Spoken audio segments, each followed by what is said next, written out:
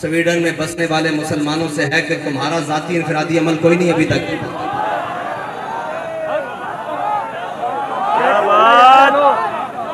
अगर तुम कलमा पढ़ते हो तो तुम्हारा भी जाती इनफरादी अमल इस वक्त बहुत सारे हो जाने चाहिए थे। बेशक। बस इसका तो दूसरा हल है ही कोई नहीं। और दूसरा, अगर उसका जाती है तो फिर तुम्हारा भी तो जाती खालिद इब्न वलीद वाला होना चाहिए। तुम्हारा जाती अमल भी तो जनाब गाजी इल्मुद्दीन वाला होना चाहिए। तुम्हारा जाती अमल भी तो आमिर अब्दुर्रहमान शिमा वाला होना चाहिए। तुम्हारा जाती अमल भी तो जनाब मुमताज कादरी वाला होना चाहिए। बस इसकी दूसरी कोई राय नहीं है कि उसके खिलाफ क्या बात करें। मेरा ऐलान पहला तो यह है कि इंशाअल्लाह इतवार वाले दिन पाकिस्तान की हर बड़ी शाहराह पर लब्बैक वाले बैठेंगे, इसलिए कि हमारे पास इक़्तिदार नहीं है। आपने घर से मुसल्ला और कुरान लेकर आना है।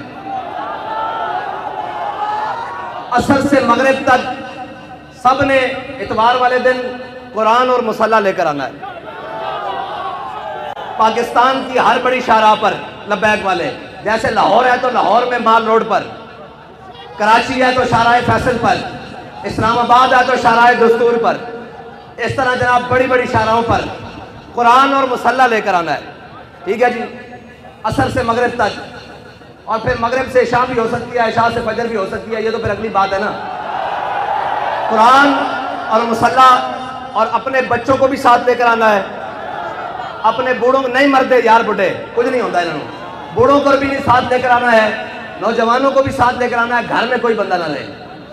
ठीक है भाई, जितने लब्बैक वाले हैं सारे मेन शाहराहों पर, अगर शहर दूर हैं तो जो उनके करीब मेन सड़कें बनती हैं वहां पर आएंगे। ये हमारा ऐलान उस वक्त है जब तक लब्बैक के पास हुकूमत नहीं है।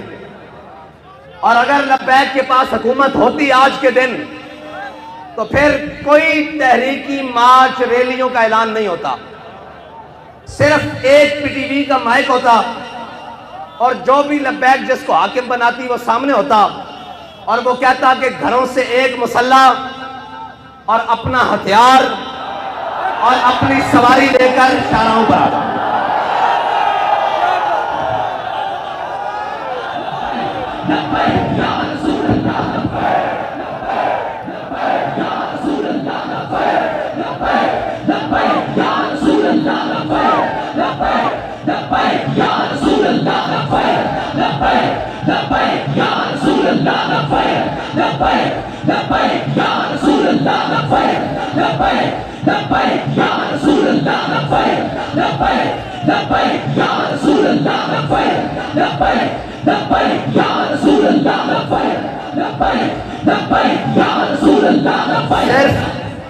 सिर्फ ये हमारा ऐलान होता कि अपना हथियार, अपना मुसल्ला, और सरों पर पगड़ियां तो हमने बांधी इसलिए हैं कि वो कफन के लिए हैं। वैसे भी सफेद सूट पहनते हैं, वैसे भी शहीद तो जिस हालत में भी चला जाए।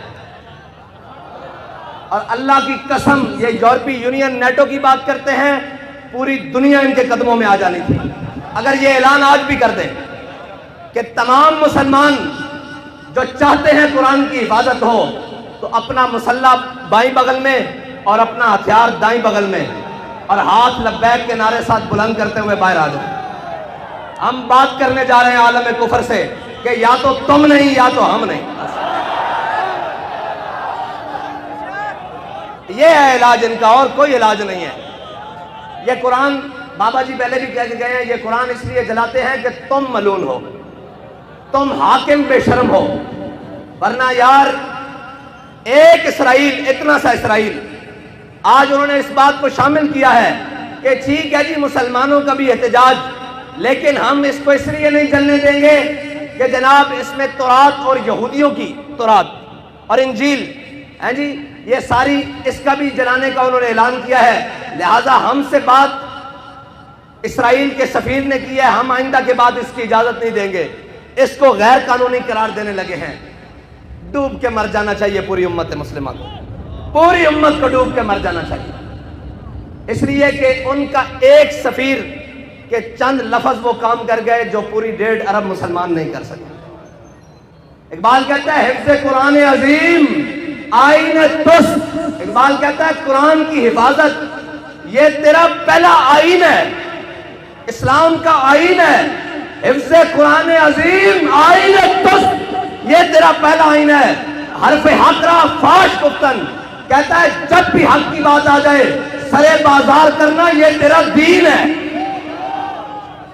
ना तो आइन है। अब पूछते हैं लब्बैक वालों का आइन क्या है। आज के बाद आपको हमारा आइन पता लग गया है। अगर लब्बैक के बाद पास हुकूमत आई और अगर किसी ने ऐसी हरकत की तो हमारा इलाज एक ही होगा। और हमारे जो बाहर बैठे हैं ना भाई, वो कहते हैं कि ये जिहाद का नारा ना लगाएं, इनको तकलीफ होती है यूरोप को। मैं कहता हूं दब के लाओ ताकि इन्होंने पीड़ पूरी हो गई।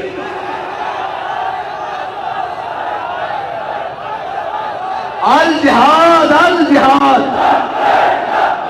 अल जिहाद अल जिहाद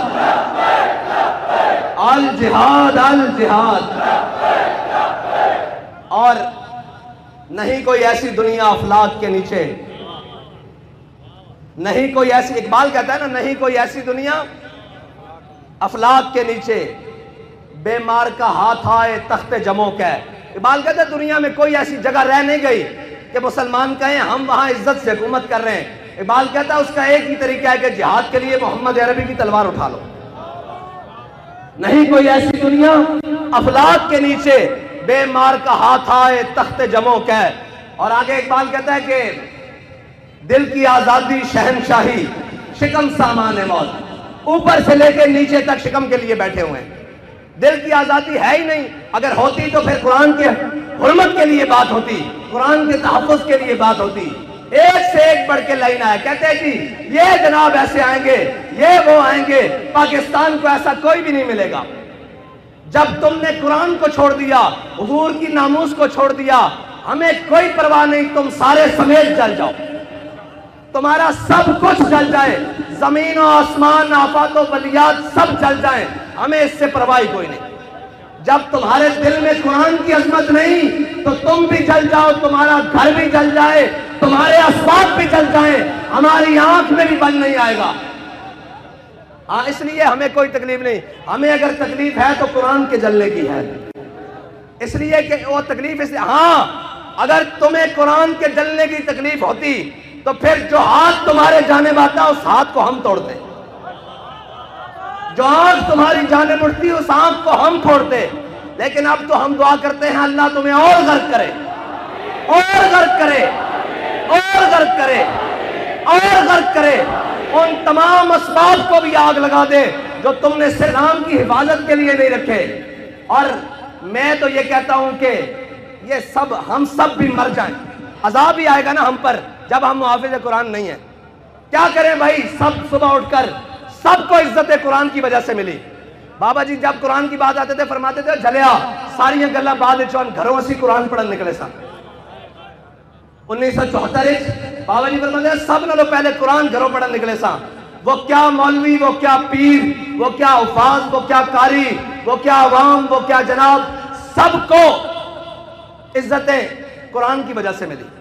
किसी का बच्चा कुरान की वजह से ठीक हुआ जनाब, किसी को शिफा कुरान की वजह से मिली, किसी को हिदायत कुरान की वजह से मिली, किसी को ईमान कुरान की वजह से मिला, किसी को इस्लाम कुरान की वजह से मिला।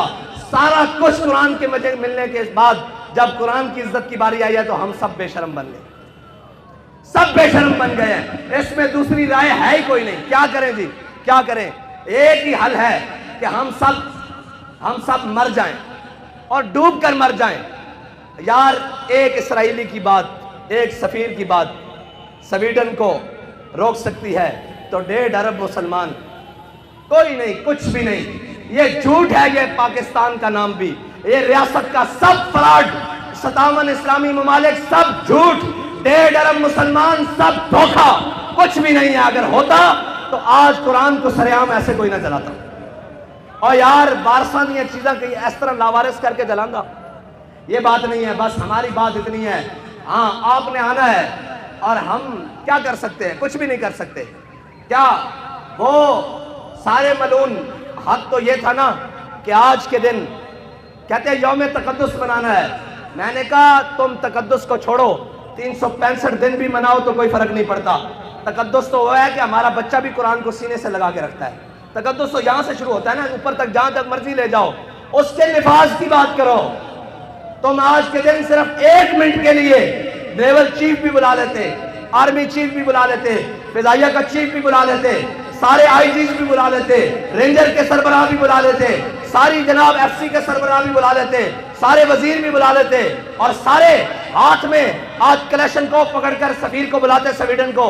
उसको कहते हो, तुम कहते हो कि जनाब हमने उसको आज़ादी दी, रख दिया शख्सी आज़ादी, हम मुजम्मत करते हैं लेकिन उसकी शख्सी आज़ादी है। लो आज हम तुम्हें ये बता रहे हैं कि हमने कुरान की हिफाजत का जिम्मा अल्लाह ने हमारे लिए लगाया है। हम जब तक कुरान की हिफाजत नहीं होती हम तुमसे जंग जारी रखते हैं। 1 मिनट की बात थी, 1 मिनट की बात थी, 1 सेकंड की बात थी, लेकिन कोई नहीं, ना कोई बात करेगा। हम जनाब मुजम्मत करते हैं। मैंने कहा मुजम्मत की जरूरत नहीं, जब मुरम्मत की ताकत हो तो मुजम्मत हैसियत ही कुछ नहीं रखती।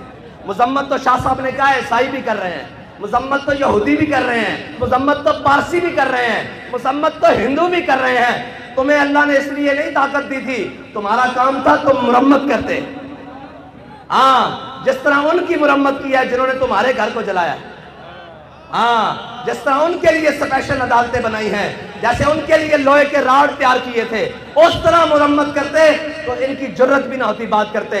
लेकिन क्या करें, वो इकबाल ने कहा क्या नहीं है और कोई गज़नबी कारगाए हयात में। लेकिन इंशाअल्लाह अगर बात इस हद तक आ गई है तो फिर अल्लाह को भी तो कुछ मंजूर होगा ना, फिर उसकी कुदरतों को भी तो कुछ मंजूर होगा कि वो अपनी कुदरतों से इस्लाम के मुहाफिजों को गालिब लाएगा, दीन के मुहाफिजों को गालिब लाएगा, इस्लाम के मुहाफिजों को गालिब लाएगा।